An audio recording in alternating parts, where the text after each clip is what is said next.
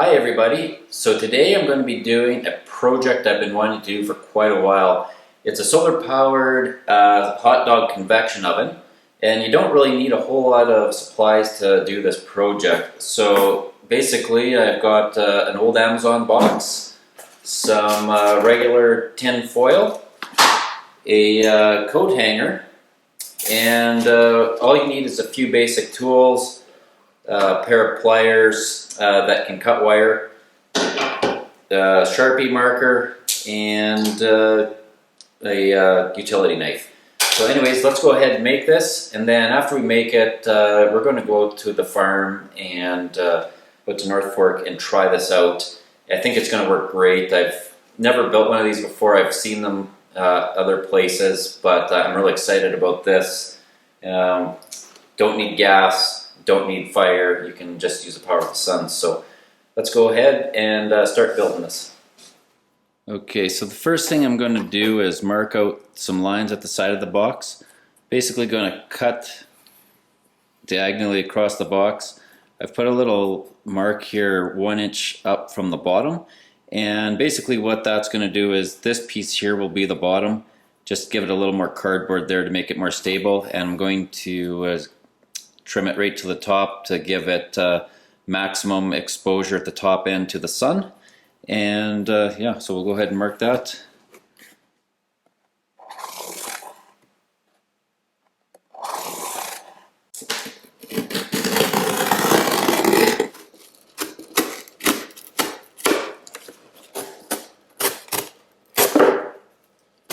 Alright, so now we got our basic hot dog box shape. I'm just going to go ahead and tape the flaps down here just to keep that a bit tighter, and then we'll go ahead with the next step, which will be to line this with our tin foil. Right, so now we got our tape on, and the only thing we really need to do now next is to get the tin foil on. Now tin foil will have the dull side and the shiny side. You want the dull side to the back and the shiny side in the surface facing forward, and that'll just be what'll give you the maximum amount of sun and heat reflecting.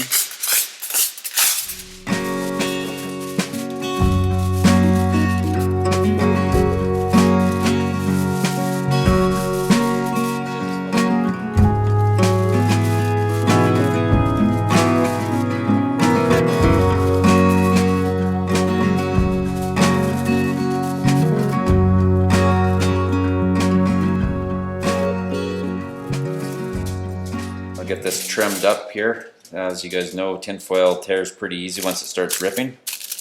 But yeah, we'll finish taping this all up, get the back trimmed up, and then we'll get on to making the actual hot dog spit. Okay, so now we got our box all tinfoiled in here. Next I'm going to take this coat hanger, and what we're going to do is we're going to cut it long enough to go through here, make a little handle, and we'll put a crimp in it, and I think we should be good. I'm only going to put one hot dog in this roaster. You could put multiple spits across there, but I'm just going to do one. So I'll go ahead and cut that now.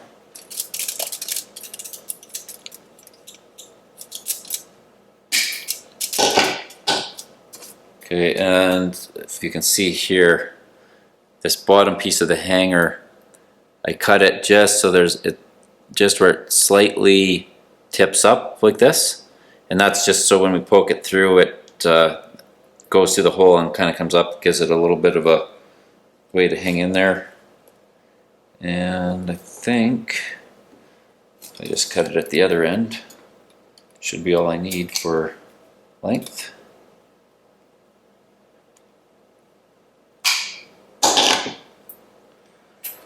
Alright, the other thing I'm going to do as well, first I'll get the holes poked in, but I'm going to put a little crimp in here, or maybe a couple, just so the hot dog has something to actually kind of hold on to, or so it's not a completely smooth surface. So I'll probably put the first one in here.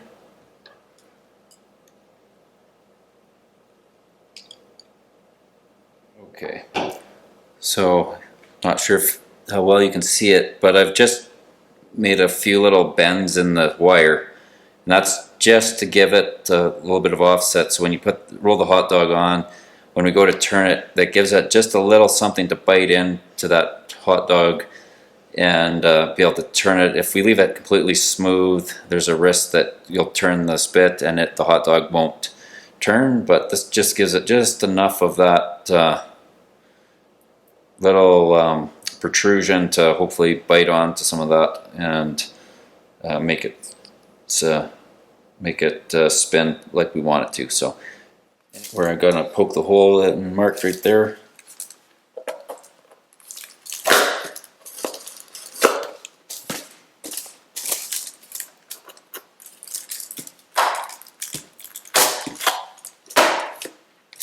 Okay, and I believe, let's see, this is the side of it.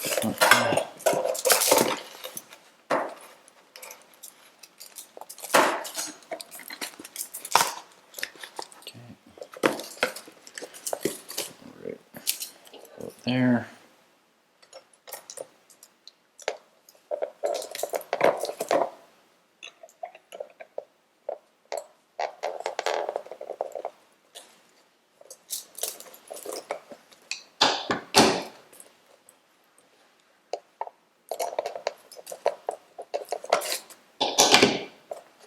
All right, so get that handle straightened out a little bit.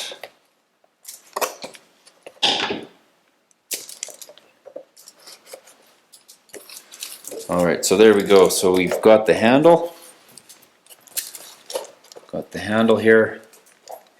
We can turn our little spit. On this end, I showed you before, we've got the end of that just slightly bent up so we can still get this wire pulled up. I'd even just give it a slightly or bend so it doesn't pull out quite so as easy. And the only thing we have left now, see when you put your hot dog on there, the only thing we have left is we'll put a piece of saran wrap over the front here, and that'll do two things. Number one, it'll help trap heat inside, and number two, it'll keep any dust or debris from blowing on our hot dog as it's cooking, because it's going to have to sit in the sun for quite a while, even on a hot day. But that's about it. It's pretty basic. So anyways, let's go ahead and test this out at the farm next.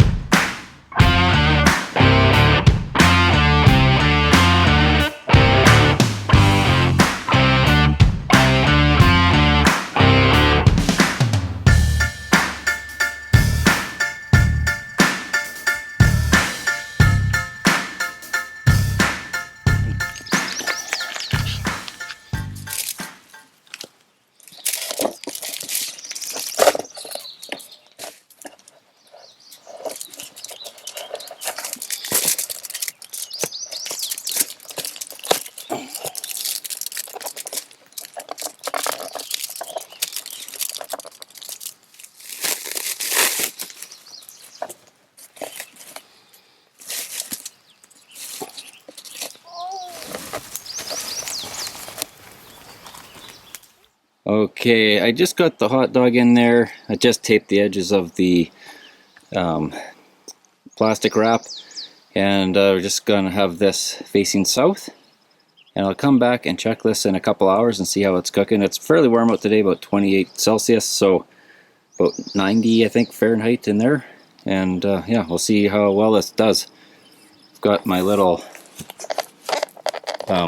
spit here. I can actually turn this so we can flip it around once in a while, but I don't think I'd do this experiment again. Fire is just easier, but we'll see how this works. Well, there's our roasted weenie. It's very well done. It's smoking hot. This worked actually really well. You just need a bunch of time, but anyways guys, we're gonna go ahead and eat this, and we'll see you in the next video.